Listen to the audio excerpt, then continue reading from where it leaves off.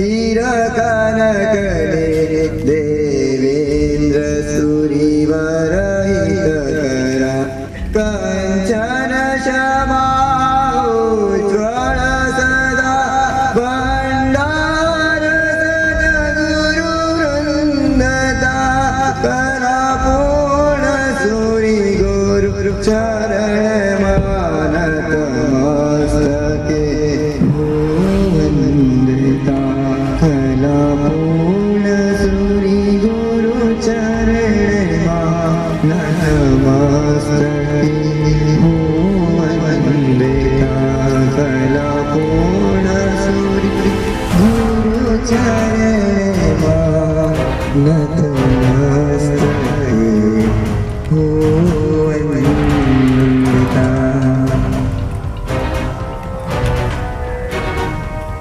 संयम लेने का निर्णय लिया। खरेखर उपकारी तो अनंत परमात्मा है, जिन्होंने मुझे जैन दिल दिया, जैन धर्म मिला, जैन धर्म की आराधना करने के लिए एवं अरिहंत परमात्मा ने खूब उपकारी छो। उसके बाद मेरे गुरु महाराजों का मैं खूब उपकारी हूँ, जिनके परम सानिध्य में रहकर संयम के मार्ग पर चलने के लिए संसार की असारथा को जिन्होंने बताया, उनका खूब उपकारी हूँ। जब दुनिया में किसी को पता चला कि विक्रम भाई दीक्षा लेने वाले हैं, तो परिवार के सगे संबंधी, आजू बाजू के रहने वाले सब लोग और अपने जो मित्र हैं वो पूछा करते थे कि विक्रम तू कितना छोटा है, तेरी स्कूल की पढ़ाई बाकी है, बड़ा होना है, बहुत धन कमाना है, बहुत किसके लिए? वो मुझे कहते थे कि जिंदगी एक बार मिली है, अनमोल जिंदगी है, इसे सिर्फ कमाने में नहीं, कमाओ, खूब कमाओ, पिक्चर देखो, इंटरनेट में जाओ, ब्राउजिंग करो, चैटिंग करो, नए नए फ्रेंड्स बनाओ, मौज उड़ाओ। इसके लिए अपने को जिंदगी मिली है, बड़े बड़े व्यापारियों से मिलो। ये सब मेरे फ्रेंड्स, मेरे परिवार वाले जब मुझसे मिलते थे तो ये बातें करते थे। उनको ये पता नहीं है कि विक्रम ने मन ही मन के अंदर निर्णय कर लिया है कि उसे तो अपने सच्चे गुरु मिल गए और उसे संयम लेना है। दोस्त लोग पूछते थे कि आलीशान बंगले में रहना है, पैसा कमाना, खरेखर कुछ पाने के लिए अपने को अच्छा रास्ता अपनाना चाहिए। जैसे किसी ने ठीक ही कहा है कि मेथी के लड्डे खूब कड़वे होते हैं, किसी ने ठीक ही कहा है कि मेथी के लड्डे खूब कड़वे होते हैं, करेले की सब्जी खूब कड़वी होती है। आमदिल में सर्वप्रथम क्या देते हैं? कड़ियाता का पानी देते हैं, जो खूब कड़वा होता है। छता पर आदमी क्या करता है? तीनों चीजों को खाता है। ठंडी के मौसम में मेथी के लड्डू खूब पाते हैं, कड़ेली की मीठी गुजराती सब्जी खूब भाती है, और आमदिल में कहा जाता है कि कड़ियाती का पानी पीने से आदमी लंबी लंबी होली कर सकता है। तो आदमी क्या करता है? कड़वे भी खाते हैं। क्यों? कि उसका लक्ष्य क्या है? कड़वे वस्तु खाने से उसका स्वास्थ्य अच्छा रहेगा, कड़वी वस्तु खाने से उसका स्वास्थ्य अच्छा रहेगा। इसी तरह मैं अपने दोस्तों के पूछे हुए दोस्तों के एक ही जवाब देता, क्या कि कड़वी सब्जी जिस तरह औषधि का काम करती है, मजा नहीं आने से भी आदमी को खाना पड़ता है, डॉक्टर की आज्ञा है, और ठंडी की मजा की सीजन के अंदर मेथी के लड्डू सबसे खाने हैं। इसी तरह जिंदगी एक बार मिली है, बारंबार जन्म मरण नहीं लेना है, स्वार्थ बनना है अपने आत्मा के लिए। आत्मा का कल्याण कब करोगे? कष्ट बहुत पड़ेंगे। ऐसे लोग कहते हैं संयम जीवन में कैसी जिंदगी है, नंगे पांव चलना, घर घर घूमना, पोछरी लाना, खाना, इतना विहार करना, ये सब क्यों चाहिए तुझे? क्यों चाहिए ये सब? इतनी कष्ट क्यों उठाता है? शौक मजा से बंगले के अंदर जाके रहना नहीं, खरेखर नहीं। क्योंकि मैंने सोचा है कि खरेखर मनुष्य जन्म मिला है तो किसके लिए? अति दुर्लभ मेथी के लड्डू कड़वे होते हुए भी खा सकते हो, तो कष्ट सहन करने, आत्मा कल्याण करना हो तो कष्टों को सहन करना ही होगा, करना ही होगा। दूसरे में ये कह सकता हूँ कि मेरी दीक्षा की भावना किस तरह हुई। सब प्रथम में भगवान का उपकारी हो, अरिहंत परमात्मा का। दूसरे में मेरे माता पिता का, मेरे दादा दादी का। काश हम 3 भाई 3 बहनें हैं, एक मैंने की हुई बहन है, ऐसे 4 बहन हो गए हैं अभी। एक मेरा लाडला सा भैया है, जिसे कहते हैं मेरा वीरा। मैं सबसे छोटा हूँ घर परिवार में, सबसे छोटा और सबसे लाडला और सबका लाडला। मेरे कर्नावट परिवार की नहीं, मैं मेरे मासी का लाडला हूँ, मेरे मामा जी का लाडला हूँ, मैं मेरे काका जी का लाडला हूँ और मैं मेरे बुआ जी का लाडला हूँ।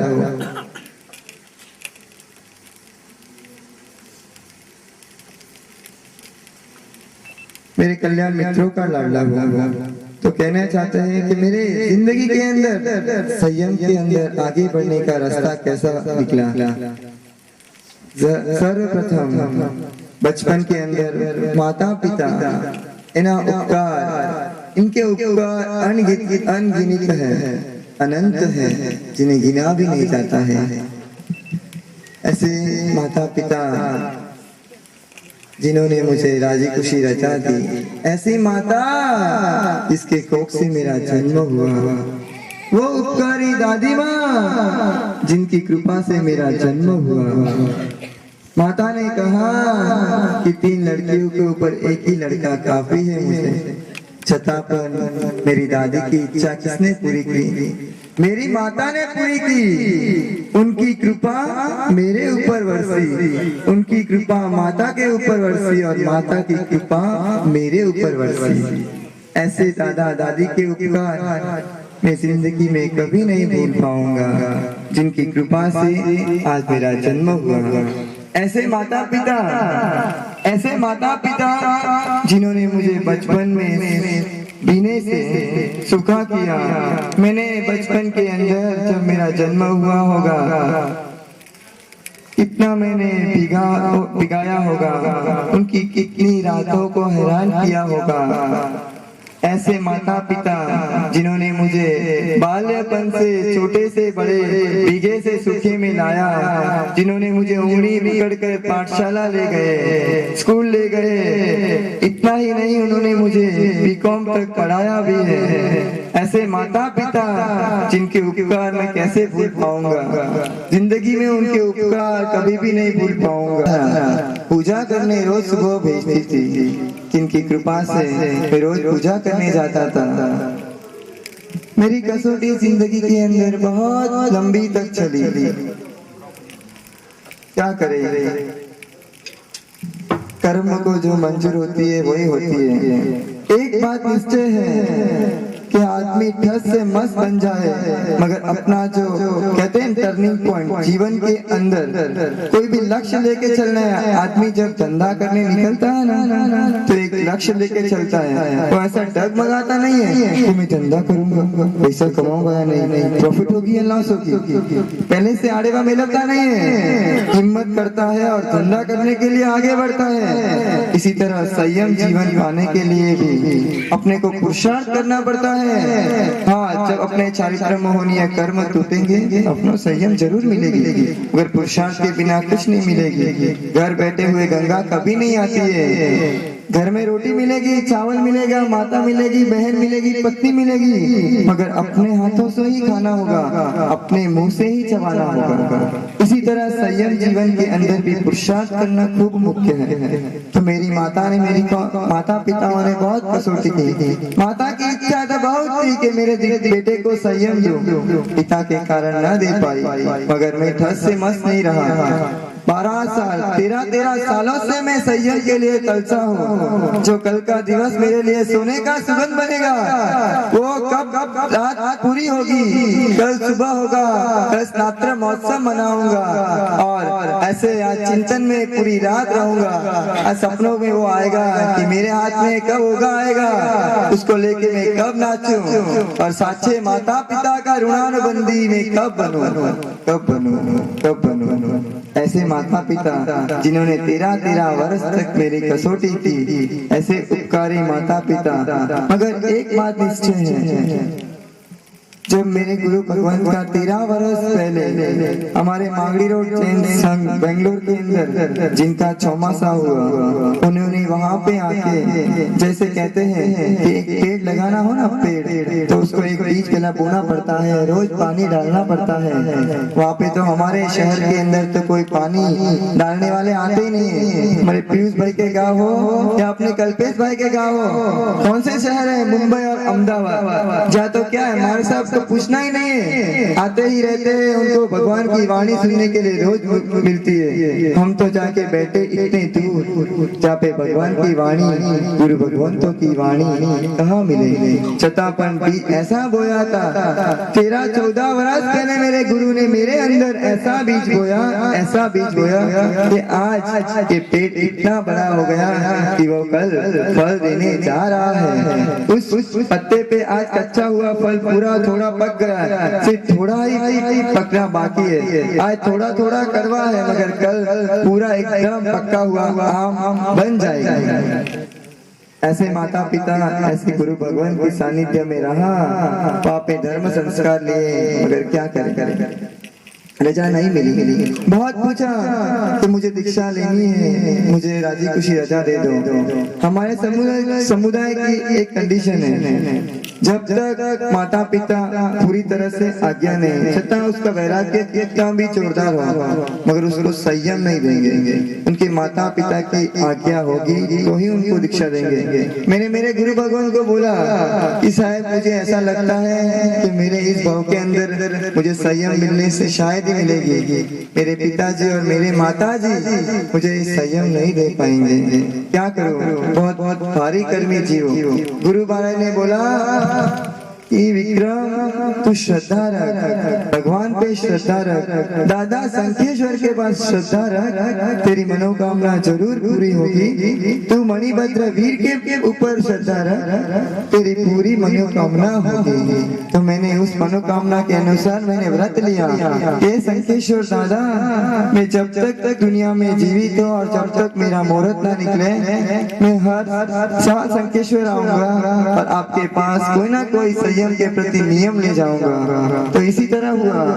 आज 15 सालों से मैं करीबन इतना छोटा था, जब 11-12 वर्ष का था, जब से मैं अकेला संखेश्वर आता हूँ, दादा की पूजा करता हूँ और मेरी मनोकामना 12 महीनों के अंदर एक बार दादा को सुना के जाता हूँ। मेरे दिल के अंदर मैंने किए हुए पापों का प्रायश्चित दादा के सामने जाके पूरा ठहरा देता हूँ। हम लोग क्या करते हैं संसार के अंदर, भरा हुआ क्रोध दूसरे भाई पे, भरा हुआ क्रोध दूसरे बहन पे ढूंढ देते नहीं। भरे हुए अंदर क्रोध हो, अच्छी बातें हो, दुख की बातें हो, भगवान से कहो, भगवान के पास ऐसी प्रीत बांधो कि खरे कर अपना कुछ मिले, अपना कुछ हुए। इसी तरह मैंने गुरु महाराज की आज्ञा मानी, फिर भी कसौटी हुई, बोले बीकॉम पढ़ ले फिर आज्ञा दे देंगे। मैंने भी उनकी बात है वो भी मानी, बीकॉम पढ़ा। मैंने सोचा राजी खुशी रजा दे देंगे, नहीं मिली। उन्होंने बोला कमाना जाने पड़ेगा। ठीक क्या करें, धर्म को पकड़ के रखा था, कमाना है।